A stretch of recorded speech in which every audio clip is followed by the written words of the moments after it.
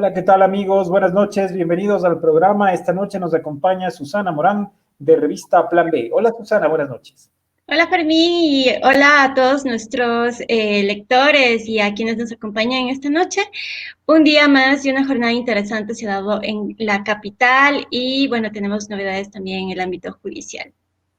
Así es, y la noticia, entramos a comentar las noticias más importantes del día. La noticia del día, sin duda, el arresto del expresidente Abdalá Bucaram y del prefecto del Guayas, Carlos Luis Morales. En el caso de Bucaram Ortiz, por presunto peculado, y en el caso de Carlos Luis Morales, por tráfico de influencias. Recordemos que hace pocos días la Fiscalía General del Estado y el Ministerio de Gobierno anunciaron la conformación de una task force, de una fuerza de tarea, para decirlo así con anglicismos, cuya misión es combatir la corrupción que pueda haberse originado en esta situación de pandemia. De sus primeros logros hasta este momento son los allanamientos que tienen lugar esta madrugada, especialmente en la casa de Abdalá Bucaram Ortiz, expresidente de la República, a quien se investiga por presuntas compras irregulares de insumos en el Hospital Teodoro Maldonado Carbo de Líes. En la casa de Abdalá Bucaram se encontraron además varias cajas que contenían pruebas de COVID y algunos otros insumos médicos y sobre todo un arma de fuego, una pistola de grueso calibre con varias municiones, lo cual motivó su arresto por tenencia ilegal de armas. El expresidente está a este momento detenido en la ciudad de Guayaquil y se le van a formular cargos. Mientras tanto, ¿qué fue lo que pasó con el prefecto Morales, Susana? Solo para comentar, ya inició la audiencia de formulación de cargos para el expresidente Abdalá Bucaram y vamos a ver en las próximas horas qué resultados tiene esta, esta audiencia. En el caso del prefecto, pues también fue detenido hoy en la mañana, su casa fue allanada en horas de la madrugada, no se lo encontró ahí y horas después la fiscalía anunció que el prefecto fue detenido. Se lo vio llegar, según las imágenes de los canales, se lo vio llegar acompañado también de seguidores. Y por último, se lo llevó a la policía judicial y en la policía judicial se le hicieron los chequeos médicos, ¿no? Se vio también en los informes televisivos cómo su casa fue allanada y encontrando en la búsqueda de elementos y evidencias para seguir avanzando en la investigación que él está enfrentando por tráfico de influencias. Y esto tiene relación con la compra también de pruebas rápidas y de otros insumos en la prefectura del Guayas, en las que presuntamente están relacionados dos hijastros, dos hijos de la esposa del señor Morales, quienes estarían relacionados con algunas de las empresas con las cuales contrata la prefectura del Guayas. Los líderes social cristianos de Jaime Nebot, del bloque de social cristiano, prácticamente se desmarcaron de Carlos Luis Morales y le instaron a explicar lo que había ocurrido. Ahora Morales también está detenido. Lo que no me queda claro, Susana, no sé si tú lo viste, es si él estaba evadido o casualmente no se encontraba en su casa. Entiendo que fue encontrado cerca de su casa, ¿no? No se ha aclarado eso por parte de la Fiscalía todavía, estamos esperando esa información para ver cómo fue las circunstancias. Lo que la Fiscalía puso en su cuenta de Twitter es básicamente que logró capturarlo, es decir, como si hubiese estado persiguiendo tras la pista del prefecto, porque en la madrugada no se lo halló en su casa y después en horas de la tarde se encontró en otro lugar cerca de esa misma casa. Entonces aún no sabemos si es que efectivamente el prefecto estuvo intentando huir o no, esas son cosas que se van a aclarar dentro de la audiencia de formulación de cargos. Mientras tanto, en la ciudad de Quito, el gerente y el tesorero de agua de Quito, de la empresa metropolitana de agua potable, fueron detenidos por la compra también de mascarillas, una compra que también parece ser irregular. Hubo 12 allanamientos en la capital relacionados con este caso, con contratistas, y en uno de ellos se dice que se ha detenido a una prima, me parece que es una prima del vicealcalde de Quito, Santiago Guarderas. Además de esto, hay una polémica también muy significativa con relación a tres transferencias irregulares que suman 1.3 millones de dólares también del dinero de la empresa de agua potable, de agua de Quito, a bancos en Hong Kong y Estados Unidos. Alguien, todavía no se sabe quién, realizó transferencias internacionales del dinero que estaba en las cuentas del Banco Central del Ecuador hacia estos bancos en el exterior. Y el alcalde Yunda y los funcionarios de Agua de Quito presentaron la denuncia ante la Fiscalía. El alcalde también ha dicho que espera que se pueda recuperar este dinero. Inmediatamente el Banco Central ha asegurado que se ha pedido que se reviertan estas transferencias, aunque todavía no está claro de quién pudo haberlas realizado ni de qué manera pudieron haberse evadido los controles. Tenemos entendido que hay una serie de controles por medio de claves y de correos electrónicos cifrados para poder mover los dineros que están en las cuentas del Banco Central, pero no se sabe aún cómo pudieron haberse evadido estos controles, Susana. Bueno, ayer el Banco Central ya desmintió después que el mismo alcalde Jorge Yunda anunciara en su cuenta de Twitter que estaba pasando estas irregularidades con la cuenta de la EMAPS en el Banco Central y la entidad reaccionó y dijo que ellos tienen todas las seguridades digitales para cuidar las cuentas que están allí. Lo curioso de este caso es que, según declaraciones del concejal Bernardo Abad, dentro de la justificación de estas transferencias irregulares, supuestamente estaba como pago de proveedores, ¿no? Como el pago de proveedores domiciliados en Hong Kong. Eso todavía está en investigaciones y tenemos que ver los resultados, ojalá pronto. Así es, en esto también está, entendemos, participando la fuerza de tarea, la Task Force, que ha organizado la Fiscalía con el apoyo de la Policía Nacional.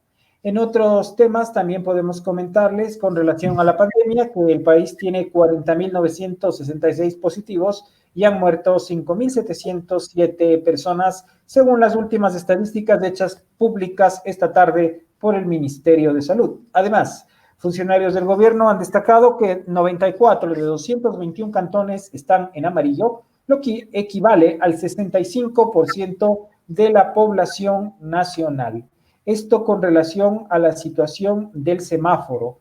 Adicionalmente, podemos comentarles que hay este socavón en el cañón del río Quijos. Este es un cañón que se encuentra en las estribaciones de la Cordillera Oriental, que se está desmoronando buena parte del cañón del río Quijos, y sobre este cañón precisamente pasan las tuberías del oleoducto transecuatoriano. Esto obligó a paralizar el oleoducto ante la previsión de que el tubo pueda volverse a romper. Esto ya ocurrió hace unas semanas, se destruyó el oleoducto debido al socavón. El tubo pasa por encima del río, pero al perder la sustentación se rompió. Y ahora, para evitar que se vuelva a romper, se ha suspendido el bombeo del oleoducto transecuatoriano, sobre todo porque al destruirse la tubería se corre el riesgo también de que se contamine. Y damos la bienvenida esta noche a Juan Carlos Calderón, quien se conecta ya. Hola, Juan Carlos, buenas noches. Buenas noches, gracias Fermín, gracias Susana. Hola, Juan Carlos. Por estar con nosotros, unas debidas disculpas por mi retraso. La verdad, les comentaba a los compañeros que justo hoy es el cumpleaños, el 90 cumpleaños, una tía muy querida nuestra, cumple 90 años, justo el día de hoy y en esta cuarentena en realidad, porque ella está junto a sus hijos, prácticamente también no ha salido, no, por su edad no ha salido, y entonces toda la familia nos hemos reunido a festejar este aniversario que iba a ser una gran fiesta de toda la familia por sus 90 años, la tía mayor, pero la situación es que la pandemia ha impedido esto. Por eso estuvimos un poco en esa reunión y les agradezco que me hayan esperado.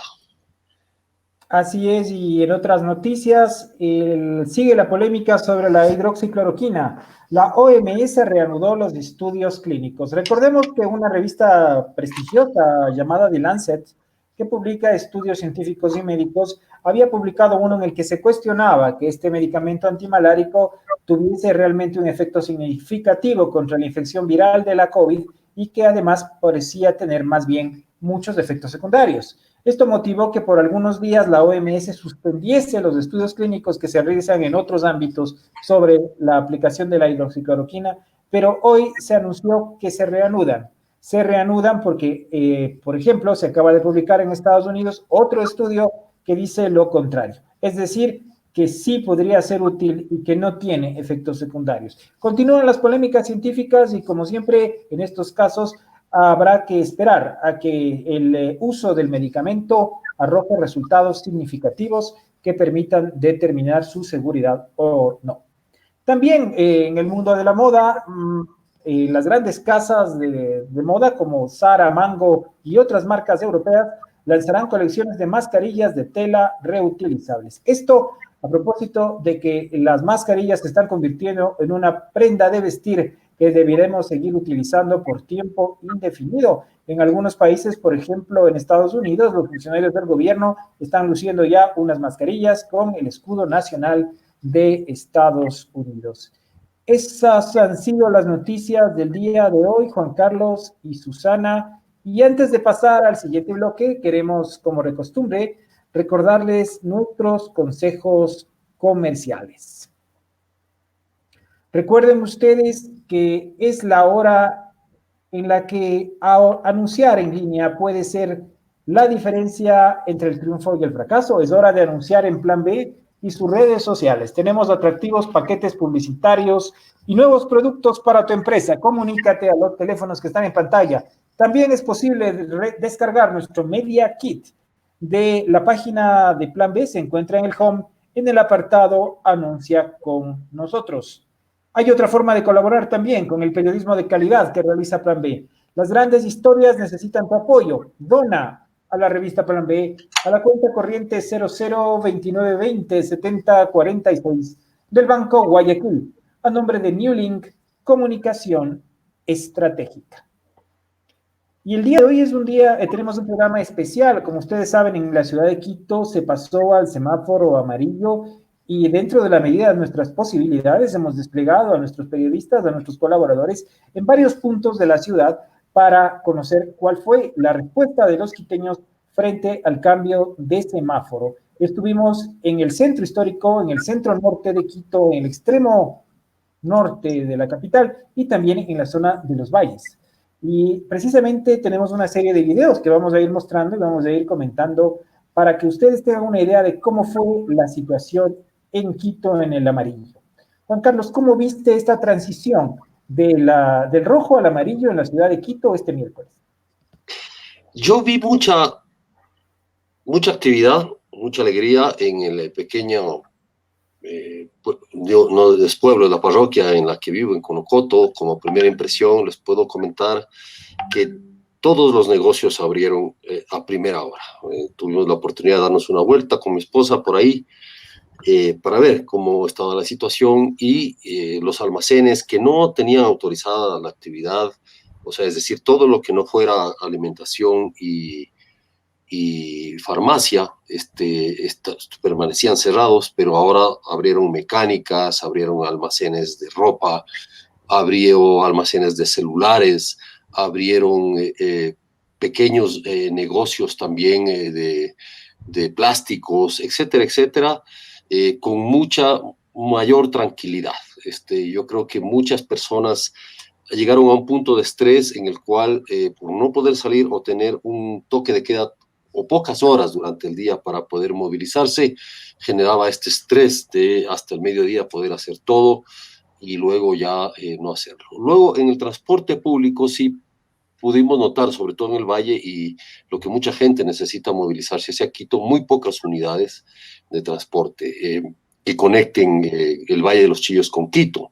Tenemos, Juan Carlos, algunas imágenes, podríamos verlas para después comentarlas con relación precisamente a esta situación del transporte en los valles, entre los valles y la ciudad del centro y el hipercentro de Quito. Vamos viendo estos videos que hemos hecho, en especial de este apartado del transporte. También Susana tiene algún reporte al respecto. Vamos viéndolos.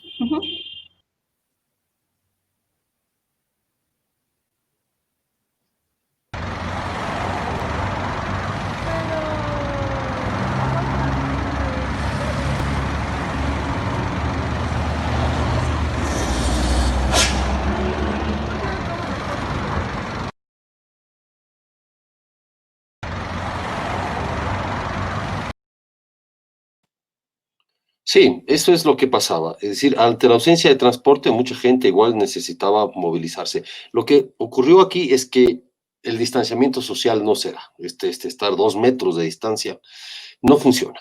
En realidad no funciona porque la gente se junta en la parada para esperar los buses, está muy cerca una de la otra, más si llueve como llovió hoy día en la ciudad. Y luego vienen estas pequeñas busetas, como no hay transporte, estas también acumulan gente, estaban uno al lado de otro, yo me pude percatar, no es que había una separación de ninguna naturaleza.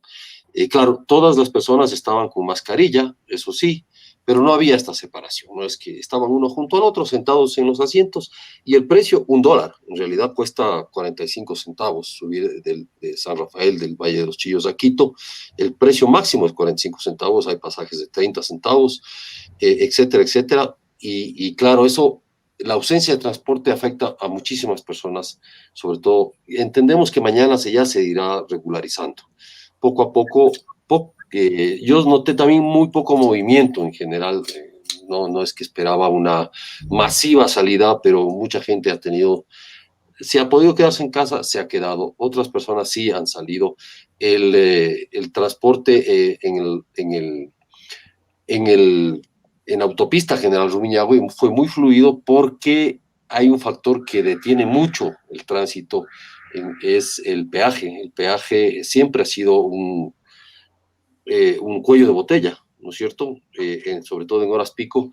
Y como ya el peaje prácticamente está automatizado, hay paso libre, digamos, mientras no se ponen los tags y todo el registro electrónico, entonces hubo mucha fluidez en el valle. Y eso también ocurrió en la vía de la Intervalles. Yo me crucé al otro valle también, estuve en Cumbayá, comprando arepas, ¿no? Aprovechando para comprar hartas arepas, que es un sitio donde compramos, nos gusta, y son las mejores, ¿ah?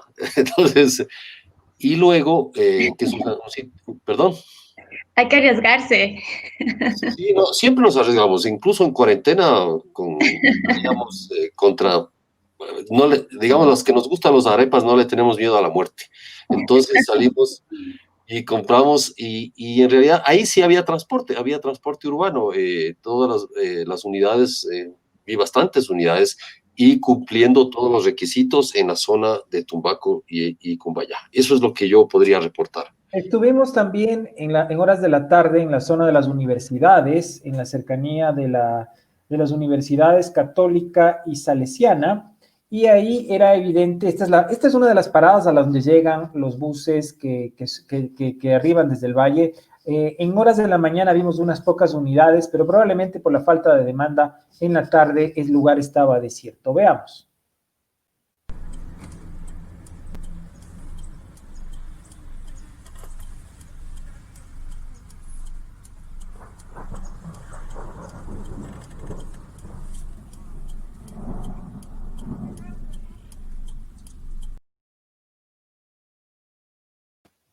Una situación, también recorrimos el transporte público, pudimos estar a bordo de un trolebús y en algunos de las estaciones de trolebús. Básicamente en el centro norte y en el norte de la ciudad operó sobre todo la red municipal. Empezaron a haber buses en horas de la mañana particulares, de los operadores particulares, pero estos fueron desapareciendo a medida que avanzaba el día. Los que sí mantuvieron y están operando, entendemos, hasta hace poco, hasta el momento del toque de queda, son los buses municipales. Vamos a ver el ambiente en el interior de un trolebús, poco antes de las 9:45 de la mañana. Estas tomas las realizó nuestro compañero Luis Argüello.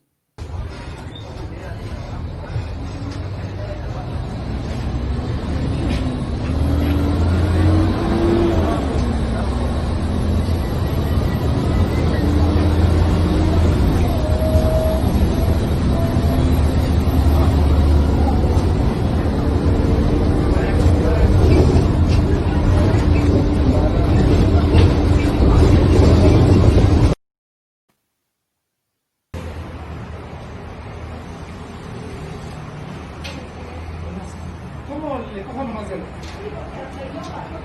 Yo voy a hacer la meme Jesús.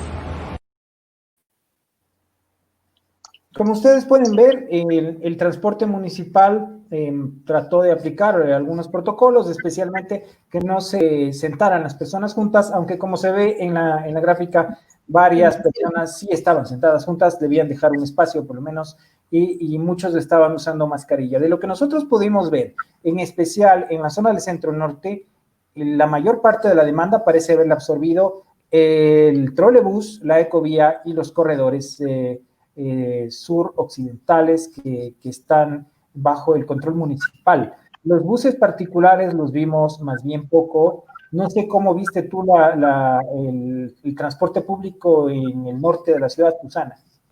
Pues en Carapungo fue muy distinta la situación a la que narra Juan Carlos. Más bien yo veía una afluencia muy grande de buses, es decir, es como si estuviésemos en un día normal con circulación normal y con el flujo de pasajeros normal, es decir, los buses transitaban cada 5 o 6 minutos, salía uno y otro. Acá hay como 4 rutas y las 4 rutas estaban activadas, unas iban por la Prensa, otras van por la 10 de agosto, otras toman la vía oriental. Y todas las rutas funcionaron el día de hoy. Me sorprendió mucho esa actividad normal de los buses desde el norte y lo mismo observé desde los otros barrios de la parroquia de Calderón, ¿no? En la Panamericana se veía, de hecho, a la entrada de Carapungo, que es una parada muy grande donde hay mucho flujo de personas, lo que menos, se vio pocos pasajeros, pero se vieron muchos buses. De hecho, los buses estaban ahí como esperando a ver si es que alguien se sube o no. Y fue muy curioso ver esta situación acá, muy distinto a lo que sucedió en los valles. Es más, yo creería que había más buses que usuarios y los usuarios salieron muy poco. Tengo entendido que en la mañana sí hubo mayor afluencia, ya hacia el mediodía esa afluencia disminuyó casi en su totalidad. Yo pude ver buses que iban con un solo pasajero y que además los pasajeros iban por tramos cortos, no se iban casi muy pocos de los que yo registré a media mañana salían de la parroquia, solamente iban tramos muy cortos y luego se bajaban y luego los buses que quedaban completamente vacíos. Eso fue también interesante observar. No sé si podemos presentar un video también que lo hice.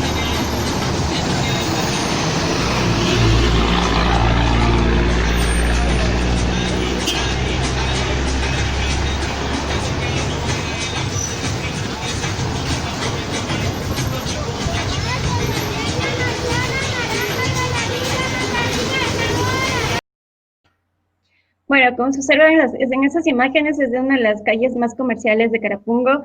Ustedes pueden ver que el tránsito está prácticamente normal, había además mucha música, las personas pusieron sus parlantes en los balcones y desde los negocios, algo que no pasó durante estos días de confinamiento. La verdad, el barrio en sí siempre ha sido un barrio muy bullicioso, con mucha gente en la calle.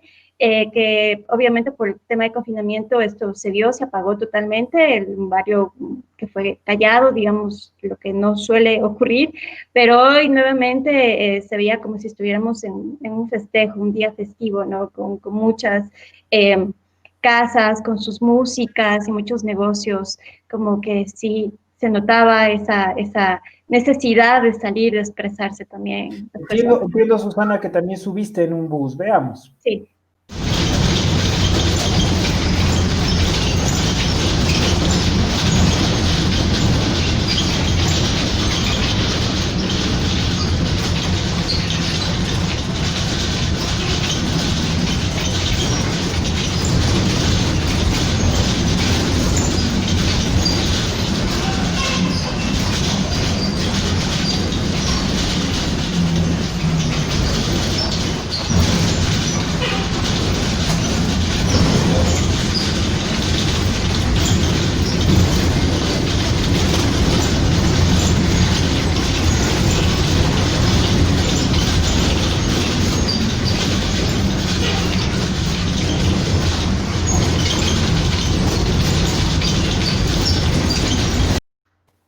ahí ustedes pueden observar una situación, bueno, un par de situaciones curiosas. La primera es que evidentemente los buses tomaron medidas para evitar que se supere el 30% del aforo que está permitido en semáforo amarillo y colocaron cintas amarillas en los asientos que están prohibidos de uso para los pasajeros. Ustedes pudieron observar una unidad prácticamente vacía que estaba recorriendo por barrio saliendo hacia la ciudad. Se había colocado también una protección alrededor del chofer. Ustedes vieron que prácticamente el chofer estaba totalmente blindado, no tiene posibilidad de ningún contacto ni con los pasajeros ni con nadie. Y el chofer además estaba con mascarilla. Pero si ustedes ven la persona de al lado, que era además una señora que estaba haciendo de controladora, es decir, la que cobra los pasajes y entregaba los tiquetes para... Esto era una unidad que se dirigía a la Ecovía. Ella, en cambio, estaba únicamente con una mascarilla y con guantes, ¿no? Y es la persona que está permanentemente en contacto con los pasajeros y es la que tiene que cobrar, etcétera. Entonces, me llama mucho esa atención, ¿no? Mientras el chofer está súper cuidado, ella estaba muy desprovista o más expuesta en el transporte público. Así es, estuvimos también en otras paradas en otro lugar de la ciudad, en este caso particular en la avenida Gran Colombia, en el sector del Palacio Legislativo, del Hospital Eugenio Espejo y también de la Maternidad Isidro Ayora, como ustedes, pues los quiteños y quienes vivimos en la ciudad conocen. Ante el Hospital Eugenio Espejo hay una parada de buses muy antigua, con una de esas viseras estilo años 70, y ahí nos paramos para ver cuál era el movimiento. Veamos.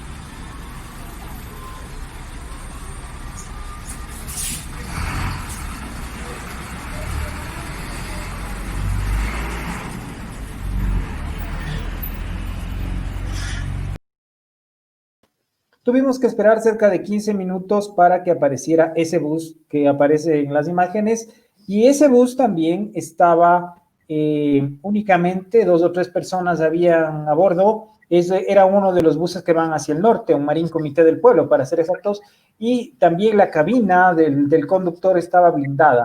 De lo que pude apreciar, no estaba ahí un controlador, sino que habían puesto una como ventanilla para que el señor conductor recibiera el dinero que, recordemos, había que pagar en efectivo, porque hasta este momento ni la ciudad ni el país han podido solucionar el tema del manejo del manoseo del dinero en efectivo para el transporte público. Esto con relación al transporte, pero Susana, entiendo que tú pudiste conversar con un comerciante en Carapungo. Veamos qué fue lo que te comentó. Perfecto. Buenos días, ¿cuál es su nombre, por favor? Mi nombre es Raúl Puyo. Hoy ha abierto su local por primera vez después de ¿cuánto tiempo? De 70 días aislados hemos abierto hoy día recién, aperturar. ¿Cómo ha sobrevivido durante este tiempo sin vender? Realmente hemos sufrido bastante porque la economía nos ha bajado, nos ha perjudicado. No sabíamos ni lo que venía y realmente nos cogió de sorpresa esto y nos sufrimos bastante. ¿Y qué hizo durante este tiempo para sobrevivir si no podía abrir el local? Realmente solo aislado nomás en la casa, cuidándonos por seguridad de nosotros, por nuestros hijos que tenemos. ¿Qué medidas ha tomado hoy para poder abrir su local? Realmente hemos tomado bastante de seguridad. Hemos traído el alcohol, gel, bioseguridad, protector facial con mascarillas y todo lo demás. ¿Y el ingreso? Sí, el ingreso también para que pueda, está preparado el alcohol para que pueda ingresarlos y estamos fumigando también a los clientes. ¿Cómo van las ventas este primer día? Bueno, primer día estamos recién empezando, no está poquito a poquito aperturando, pero no está como debía de ser, como días particulares. Muchas gracias. Muchas gracias. Sí, bueno, él es uno de varios comerciantes que entrevistamos y que vamos a publicar en una nota próximamente en Plan B, en pocos minutos. Y bueno, yo vivo en un sector donde hay muchas zapaterías, hay bastantes comercios y muchos locales de zapaterías, y todas estas de venta de calzado, ¿no? Entonces todas estas mantuvieron cerradas durante mucho tiempo y bueno, en el caso del señor, él dijo que no salió y no hizo nada durante este tiempo, pero hubo otros dueños de otros negocios que dijeron que les tocó salir a vender verduras, frutas, cualquier cosa, incluso vendieron geles, papel higiénico en la calle para poder sobrevivir durante este tiempo que no pudieron atender, ¿no? O sea, de todas maneras, esta gente, o sea, se quedó sin recursos, sin poder abrir sus locales, pero tuvieron que salir a las calles a conseguir algo para el sustento diario. Juan Carlos, entiendo que la situación una situación similar se pudo ver en el sector de Conocoto, ¿no? De los comerciantes. Veamos el video en Conocoto para luego comentar. Unos 60, $2 y unos 75. Ya ven el violetita, por favor. ¿Sí de aquí? Sí.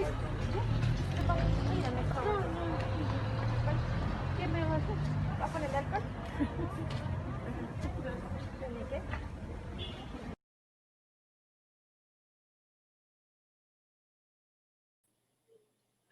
Sí, quería destacar eso, es decir, la gente, los comerciantes están cumpliendo como esta señora en la calle principal de Conocoto, poniendo la gel a todo el mundo. Igual, la gente no ha parado de hacer todos los operativos.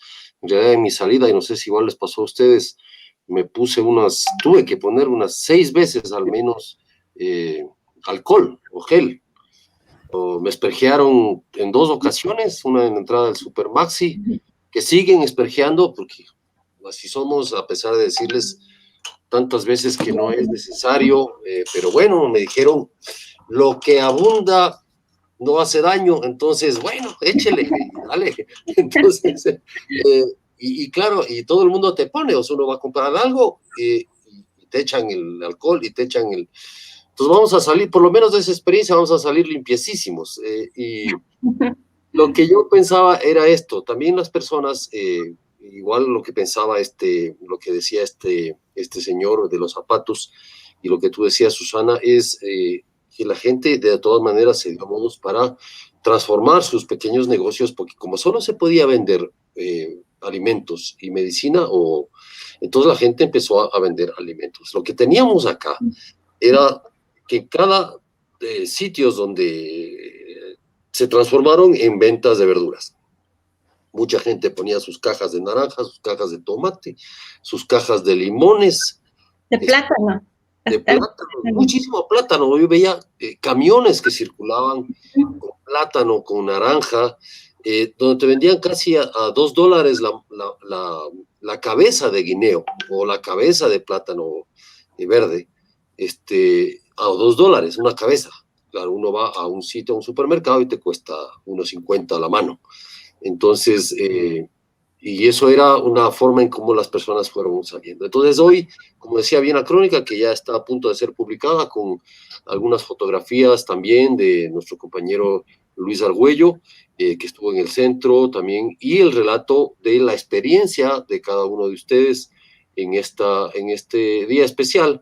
Y quería escuchar la experiencia que tuvo Susana en entrar a el portal de Carapungo, que es como entrar no a un centro comercial, sino a un cuartel, algo así. Vamos a leer esta noche. Algo mencionaba de eso. No, solamente para terminar el tema de los barrios, yo quería apuntar que también, a paralelo del plátano, no sé si ustedes notaron en sus barrios, que también empezó a llegar mucho camarón, y el camarón a un precio muy bajo y además de muy buena calidad, incluso langostinos, algo que en las calles no se ve porque además son productos muy caros y que lo encuentras en supermercados, etcétera. Empezaron a aparecer muchos langostinos, al menos en mi barrio eso fue una novedad muy grande. Y el otro día, bueno, hice un reportaje sobre, que está publicado en Plan B, sobre el oro, y claro, en el oro, donde existe un montón de camaroneras, se quedaron con su producto porque no podían exportar. Entonces, toda esa producción la mandaron hacia el mercado nacional a precios, me decían que en el oro el precio del camarón llegó a $1 la libra, lo cual es bajísimo para el precio regular, que está sobre los $3, sobre los $4 una libra. Y acá, efectivamente, mucha gente empezó a traer camarón y empezó a venderlo en la calle de forma ambulante también. Entonces fue como otra cosa que vimos durante el confinamiento. Y sí, bueno, lo de la experiencia del centro comercial, sí, fue como, a mí fue súper curiosa, y quisiera presentarles primero el video, no sé si lo tenemos, el video del ingreso, que fue lo único que pude registrar en video.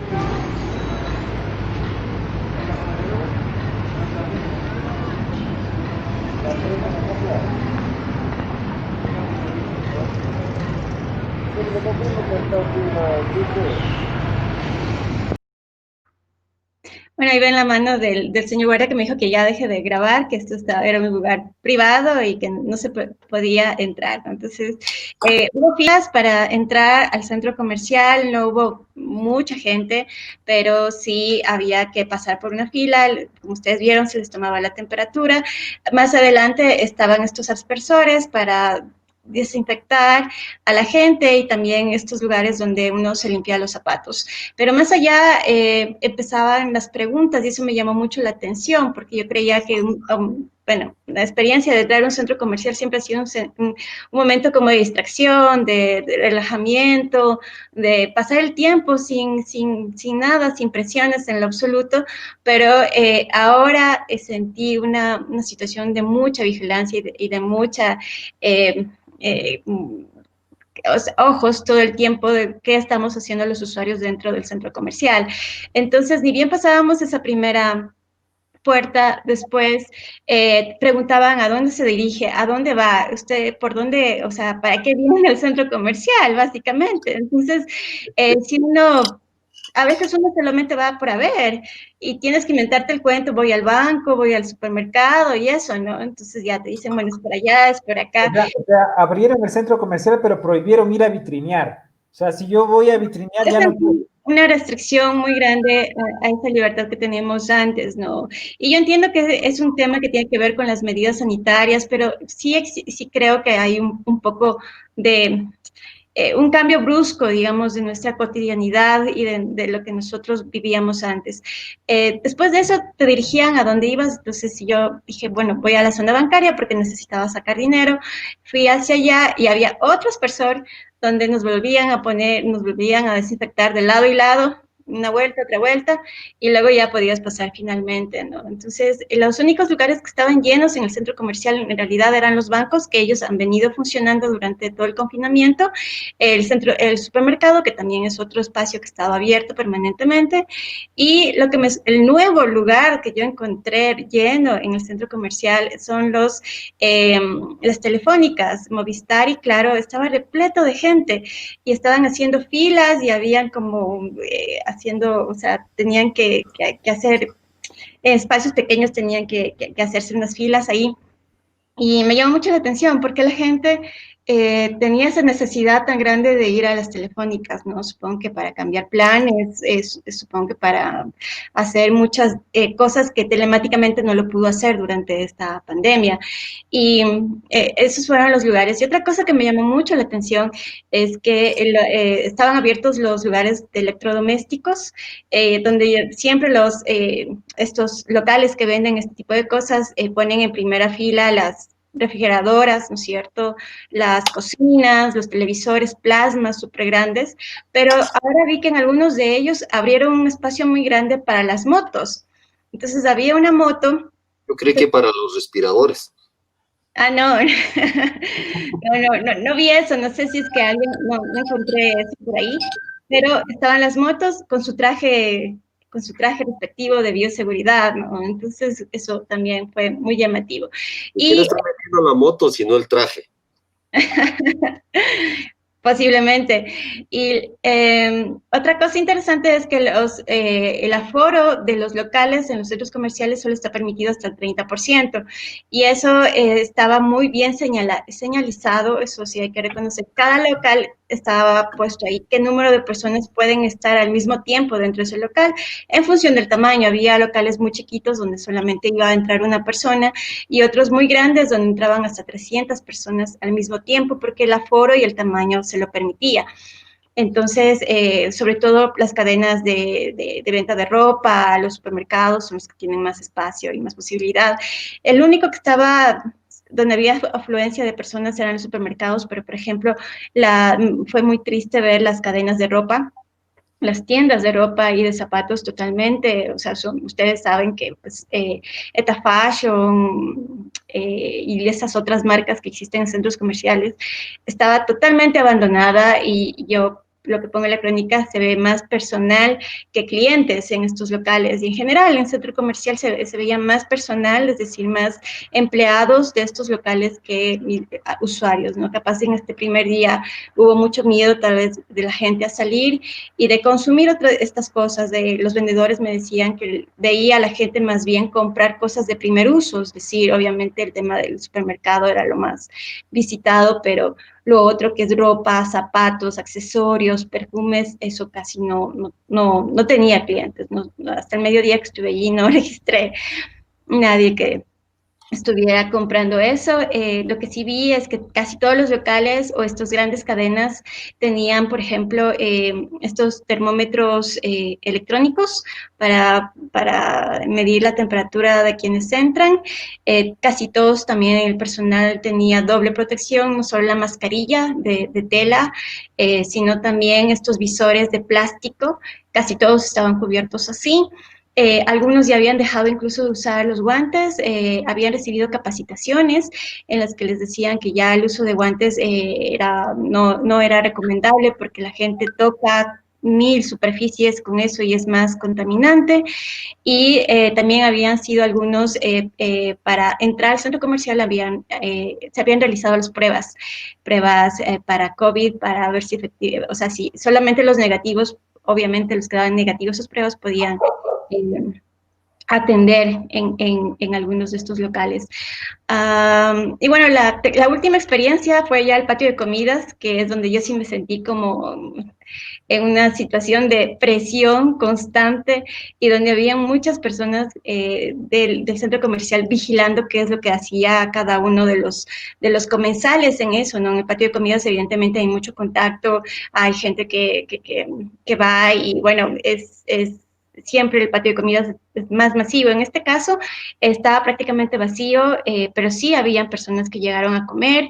Hacia el mediodía yo registré siquiera unas 10 personas dentro de un patio muy grande, lo cual es escaso para lo que suele ser. Y los asientos tenían sus identificaciones en qué asientos sí te podías sentar y en quiénes no. A veces era un poco confuso porque están ahí los asientos, entonces tú asumes naturalmente que te puedes sentar ahí, pero después te das cuenta que atrás decía prohibido. Entonces muchas personas cometimos el error de sentarnos donde no era. Habían mesas que estaban sin sillas, y otras mesas que estaban solo con 2 sillas. La mayoría de mesas estaban con 2 sillas y las personas no se podían sentar una frente a la otra, sino de forma diagonal, que también me pareció curioso. Las personas que no estaban consumiendo alimentos tenían, aunque estén solas y se hayan quitado la mascarilla, tenían que ponerse la mascarilla aunque no consuman y estén solas. Eso también me pareció interesante. Los pisos del patio de comidas estaban señalizados, es decir, había una flecha que te indicaba la dirección y o sea, una cosa de carriles, por decirlo así, para caminar en función hacia dónde tú te vas y tenías que recorrer específicamente por esos puntos. Y los locales de comidas, los distintos puntos de comida, algunos estaban muy normales, es decir, solamente la caja donde tú te acercas y pides tus alimentos, y en otros, en cambio, habían cubierto la caja con plástico, con láminas de plástico para, entiendo, mayor protección para los empleados, ¿no? Y se recibía mucho todavía el dinero en efectivo, solamente vi un local que había puesto estos como cajeros donde uno puede ingresar la tarjeta y puede hacer su pedido y comprar en función de eso, ¿no? Pero casi fue uno, que es McDonald's, básicamente, quienes tienen esa tecnología y que la pusieron a disposición en ese momento. Sí, también quisiera comentarles que Luis Argüello del equipo de Plan B estuvo en el mercado de Iñaquito. Veamos las tomas que consiguió Luis en el mercado de Iñaquito. También a primeras horas de la mañana, este es un mercado municipal que fue cerrado por la pandemia y que ha reabierto. Ustedes van a ver la situación en la que reabre el mercado de Iñaquito en el norte de Quito.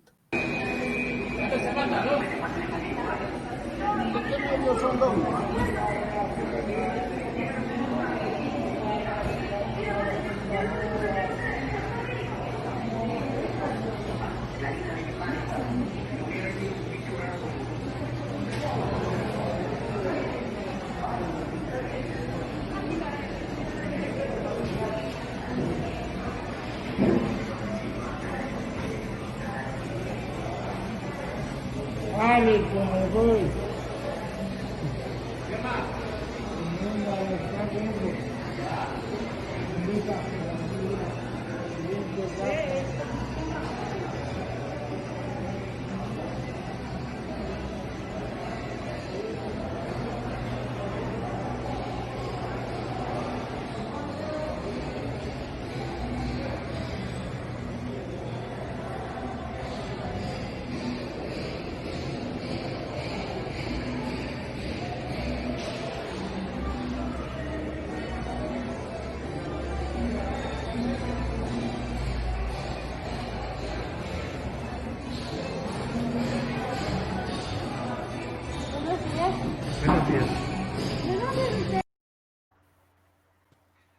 Impresionante la cantidad de puestos vacíos, ¿no?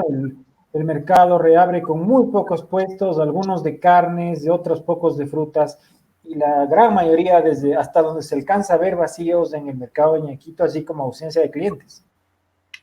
De hecho, el cierre de los mercados fue un golpe muy duro para los comerciantes y eso generó los líos que al principio hubo en el mercado mayorista, por ejemplo, San Roque, que es el mercado más grande, ¿no es cierto?, de abasto de la ciudad también. Y luego se prohibió la apertura de mercados. Por ejemplo, Santa Clara era un mercado que estaba el único que estaba autorizado para abrir. Aquí en el Valle de los Chillos el único mercado que se autorizó fue el de Conocoto, por ejemplo. El mercado de Sangolquí estaba cerrado. Sangolquí es un mercado de abasto, es un mercado casi mayorista. Y esta reapertura, poco a poco, yo creo que hay que darle tiempo. El tema de la afluencia de las personas también se hace con mucho temor y timidez. El temor al contagio, de coger con las manos las cosas, mucha gente tiene ese miedo. Y yo creo que sí, veamos si es que las autoridades cumplen la oferta de hacer la campaña de promoción de salud. Esto es lo que el municipio ha llamado el triángulo de la vida, que es lavarse las manos, usar la mascarilla y mantener la distancia de al menos 2 metros o 6 pasos, como dirían en Estados Unidos, 6 pies. Los 6 pasos en Estados Unidos y 2 metros en Ecuador. Entonces, es lo que hemos visto. En verdad, yo voy por lo general al mercado de Iñaquito. Es un mercado hermoso, está muy ordenado siempre, muy limpio. Y igual, los mercados de Quito en ese sentido están muy organizados. Y claro, el patio de comidas, que es el centro, llamémoslo el patio de comidas, el centro neurálgico del mercado de Iñaquito, como lo es el de Santa Clara y de los otros mercados de la ciudad, el mercado central, por ejemplo, con las famosas corvinas, y eso ha estado detenido. Poco a poco, yo creo que Fermín y Susana, hoy es miércoles, y yo creo que los días fuertes va a ser el fin de semana, o sea, van a ser los días del fin de semana, ahí se va a probar en realidad cómo está fluyendo la ciudad. Creo que va poco a poco la ciudad. Hoy ha sido una salida tímida, como decías, Fermín, en el titular, un aire de domingo, un aire ¿no? De veamos qué pasa, cómo salimos. Mucha gente ha lanzado la idea de que estas 2 semanas es donde va a haber mucho más contagio, porque, claro, todo el mundo sabe, más de 500,000 de personas a la calle de golpe, entonces el virus circula más, porque el virus se mueve con las personas. Pero el tema es el cuidado que tenemos que tener y todo. Y lo otro que quería comentar es eso, lo que decía Susana sobre estas restricciones cuasi militares en los centros comerciales. Yo creo que poco a poco la gente irá más a los centros comerciales. Esta vigilancia innecesaria, este tutelaje que creen que no, porque somos tontos, somos niños, somos como niños, somos que no sabemos comportarnos, esta vigilancia extrema que está en los centros comerciales, porque esta pandemia y esta situación, esta cuarentena, lo único que ha salido ganando ha sido la vigilancia. Los guardias se han convertido en los capataces a veces de la ciudadanía, gritan, son groseros, por lo general. Entonces, un poco de cordialidad no está de más. Sin embargo, yo creo que es un proceso en el cual la ciudad pasó en todo el mundo, ha pasado en España, ha pasado en Italia. Poco a poco la gente va retomando el espacio público, que es su espacio. Tenemos que retomar el espacio público, bajar esta paranoia, ¿no es cierto?, en los centros comerciales, impedir las aglomeraciones. Yo creo que vamos a ir saliendo en esta ciudad y ojalá podamos tener un junio tranquilo y estar próximos al semáforo en verde. También visitamos el día de hoy, el equipo recorrió algunos hospitales públicos y en especial del IES y del Ministerio de Salud. Queremos mostrarles unas imágenes que obtuvimos en el IES, en el norte, en la Avenida de la Prensa, en donde sí se estaban atendiendo algunas citas programadas.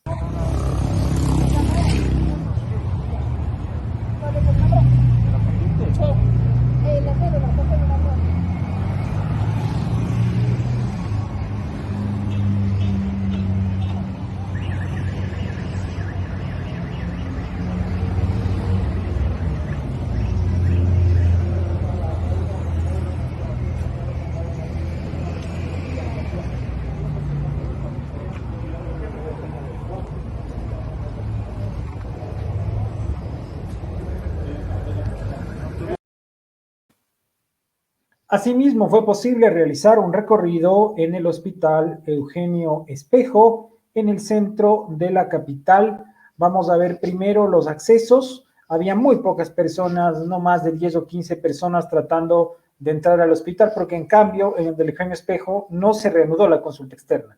Se estaba entregando un volante a las personas que asistían, pidiéndoles que manden un mail para ver cuándo les dan la cita. Y estaban dejando pasar cosas muy puntuales, entrega de medicamentos, exámenes que no se podían aplazar, etcétera. Tan es así que en el interior del hospital se veían muy pocas personas en torno a la farmacia y al acceso principal. Veamos algunos videos del acceso al Hospital Eugenio Espejo.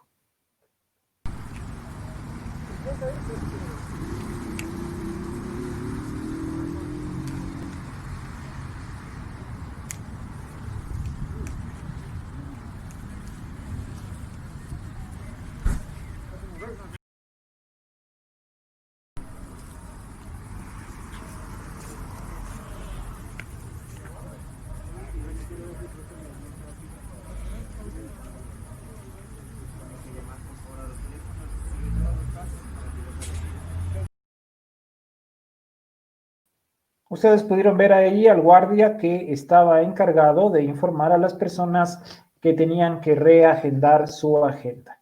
Su cita se les reagenda por medio de correos electrónicos o de llamadas directamente a cada hospital, porque cada hospital maneja su agenda. Ya en el interior del hospital se podía ver básicamente, como les comentamos, muy pocas personas. Veamos.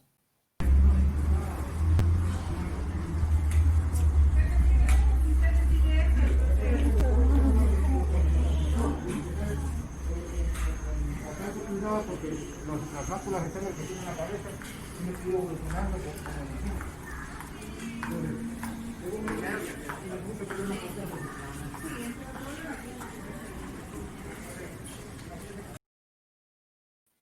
Hay una pequeña cafetería en donde estaban los médicos tomándose un break. Ese es el único sitio realmente en donde se puede conseguir un café en ese hospital y por eso estaban ahí los médicos. Se estaba atendiendo también en el sector de farmacia a las personas que retiran medicación para enfermedades crónicas, que eran las únicas que podían ingresar. Veamos.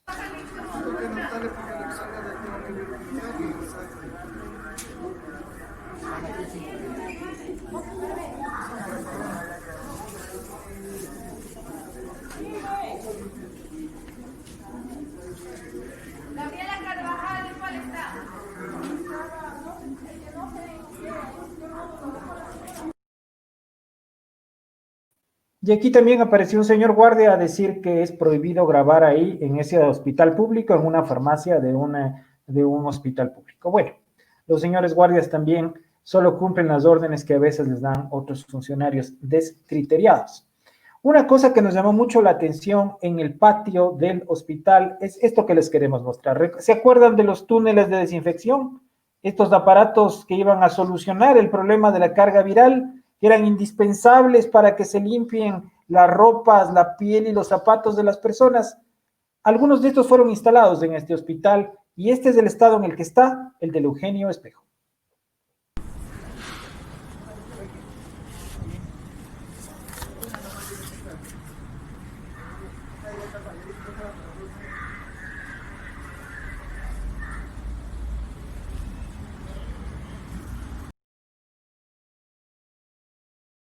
La gente entra por un lado y el aparatito de marras está arrumado por el otro y apagado.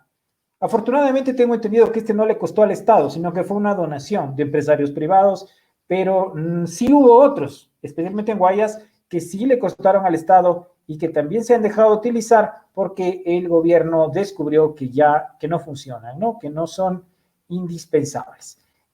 Junto al Eugenio Espejo está el complejo de la maternidad Isidro Ayora, un antiguo hospital gineco-obstétrico. Veamos cuál era el ambiente en ese lugar.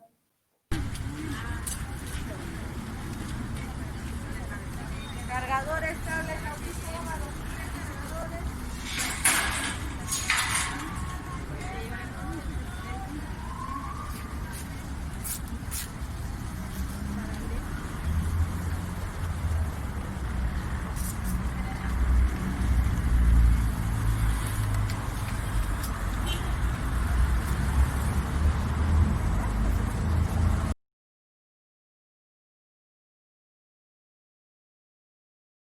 En el norte de Quito, en una fundación de ayuda social, pudimos captar estas imágenes. Estas personas estaban esperando para que se les entregase una canasta de alimentos. Una fundación cristiana que había anotado hasta 400 personas que iban a recibir una canasta de alimentos.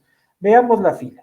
Cerrar los ojitos, voltéense, los pies, el otro, listo, perfecto.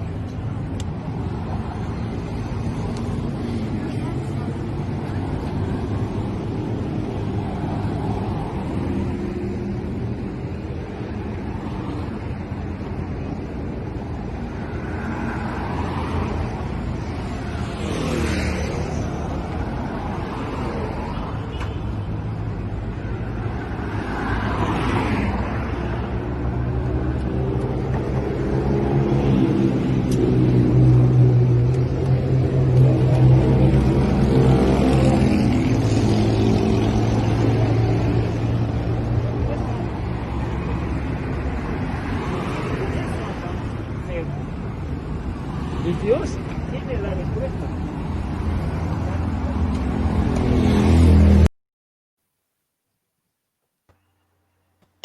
¿Qué les ha parecido, Juan Carlos, Susana, el recorrido que hemos hecho por algunos hospitales de Quito? Bueno, yo creo que lo que pasa en el centro comercial debía haberse hecho en los hospitales, y ahí más relajamiento de lo que está pasando en el centro comercial, que yo sentía más monitoreo, pero en el recorrido que tú has hecho de los hospitales y de estos ingresos que ya se han permitido, como la farmacia y estos otros espacios, pues yo no vi nada de eso, que yo creería que en espacios de salud debería haber más monitoreo, justamente porque tal vez tú tienes una condición médica que te pone más vulnerable. No sé, creo que hay unas cosas que Ahora no me acuerdan. Ahora que lo mencionas, los señores guardias no tienen termómetro en el Eugenio Espejo, ¿ah? O sea, esto, la pistolita, por ahí no pasó el termómetro, ¿no? Es curioso sin duda. Es curioso que en un hospital que tú esperarías que ahí sí existen unas medidas muy altas, restrictivas y de control y de quienes están entrando y saliendo, pues es el lugar que menos vigilado está, ¿no?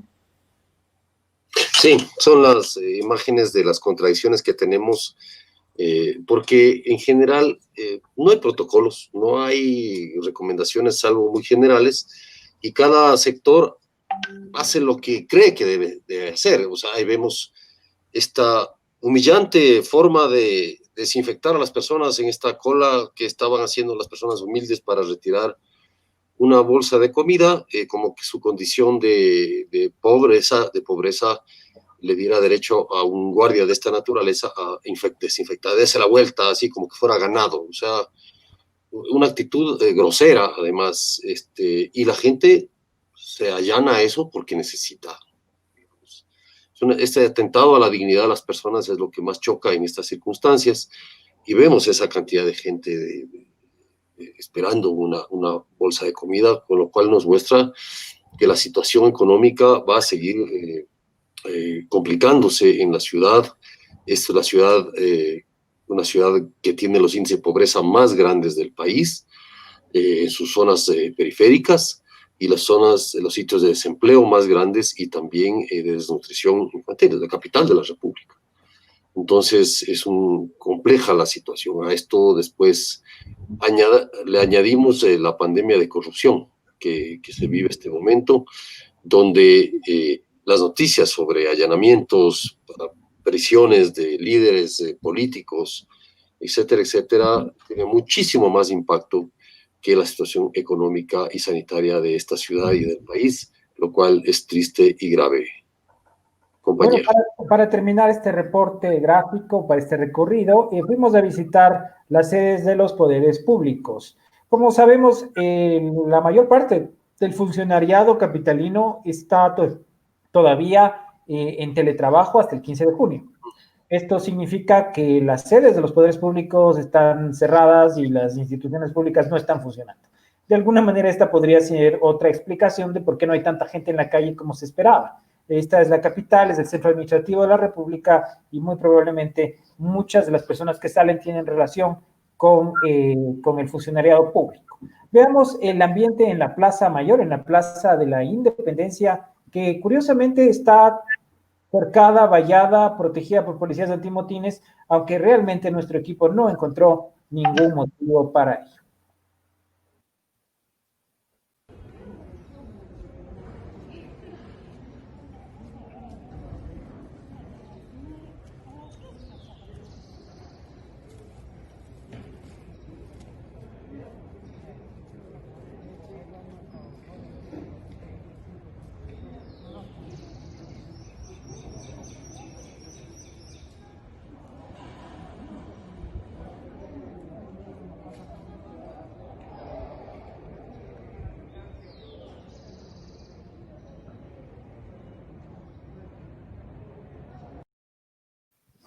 Otra vez las barricadas en torno al Palacio de Gobierno, y la situación es similar en el perímetro del Palacio Legislativo. Recordemos que la calle sur del Palacio Legislativo, la calle Piedrahíta, ya había sido devuelta a la comunidad, y nuevamente, pues la Guardia Legislativa se adueñó de la calle y la cerró. Veamos cómo estaba esta mañana el entorno del Palacio Legislativo.